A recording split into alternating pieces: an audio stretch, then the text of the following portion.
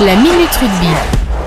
Pascal Mel, donc coprésident de la SLRAC, on sort de l'Assemblée Générale. Qu'est-ce que tu peux nous dire?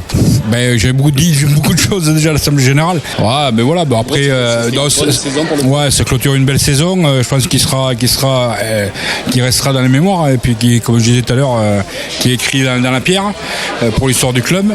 Mais après, voilà, nous on finit le 25 juin, on reprend le 19 juillet. Donc l'intersaison a été très courte. On a vachement bossé et je remercie d'ailleurs tous les dirigeants là, d'avoir travaillé avec moi là, pendant l'intersaison qui a été très court, puisqu'on reprend de suite à une AG qui est le 26. L'AG, ça permet de clôturer l'année et de se projeter sur la saison prochaine, la Fédéral 1, parce qu'il ne faut pas oublier que en gardant le groupe qu'on a, se projeter sportivement sur l'année prochaine et essayer de faire une belle saison l'année prochaine, parce qu'on n'attaque pas la saison en victime. Voilà, on attaque la saison à des objectifs bien précis. Financièrement, le club grandit. Il y a 5 ans de ça, le budget de la SL c'était à peu près entre 150 et 160 000 euros. Actuellement, pour la saison prochaine, on va arriver sur des budgets de 400 à 420 000 euros. Voilà, donc c'est les partenaires qui a été cherché. Donc c'est du travail autour du livret qu'on fait. Voilà, c'est un gros travail de la partie sponsoring.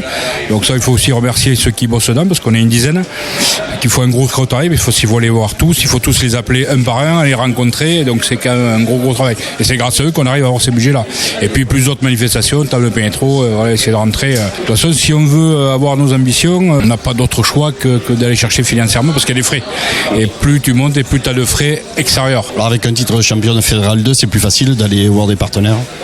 Oui, ça, en fait, ça permet d'avoir une visibilité pour eux qui est plus grande.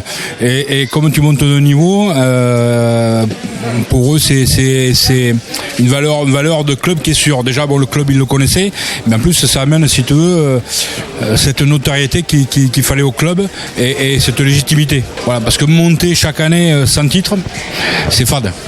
Mais là, monter avec un titre, voilà, ça donne cette légitimité. Et puis, on a les partenaires qui nous appellent. Voilà, mais alors, que ce soit des petits, à 50, 100, 300 euros, c'est pas grave. Nous, on prend tout le monde. Après, tu en as des plus gros. Et puis après, tu en as qui sont déjà là, qui veulent participer un peu plus, essayer de nous aider plus.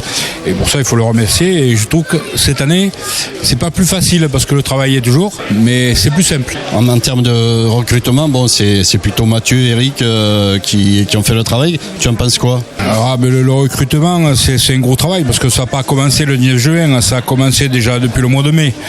Donc, le mois de mai, moi, je suis au courant de toutes les actions qui sont faites. Sur certains dossiers, forcément, ma présence est requiert parce qu'il y a quand même du travail sur du travail, sur du logement. Voilà, il faut trouver des solutions. Il y a Gaël qui donne un coup de main. Voilà, t'as Eric, t'as Aurélien, Mathieu. Mathieu, c'est faire de lance avec Gaël. Il y a un gros binôme Gaël-Mathieu là qui travaille vachement bien. Et nous, ce qu'il fallait surtout essayer de mettre l'accent sur les jeunes, les espoirs. Voilà, donc c'est pour ça que je te parlais qu'on a commencé déjà avril-mai déjà à travailler sur ces jeunes-là qui nous avaient déjà donné verbalement une réponse qui était positive. Voilà, ça c'était l'accent. Et après, essayer de renforcer le groupe première avec des joueurs. Et après, tu as les opportunités qui se créent. Voilà, et tu as des joueurs qui nous appellent. Donc, comme je disais, qui ont envie de faire partie, de se relancer, de découvrir, de revenir dans le secteur. Voilà. C'est plus facile quand tu es champion de France et que tu as les valeurs de là à ce club. Voilà, parce que ce club attache ses valeurs par l'argent. Tu dois se dire, comme certains clubs, les valeurs plus sur l'humain et sur le festif et le gustatif. Vous avez une belle équipe espoir également là que vous avez construit cette année. Hein. Ça n'a rien à voir avec l'année dernière. Si vous avez gardé le même effectif, vous l'avez étoffé?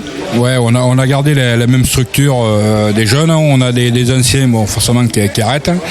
Voilà, et on a renforcé le groupe avec des anciens jeunes qui étaient au club parce qu'ils étaient cadets juniors ici, qui reviennent, comme tu as pu voir. Voilà, donc pour jouer l'espoir. Et je pense que cette année, il va y avoir une belle équipe espoir. Et je veux absolument que cette équipe se qualifie. Voilà.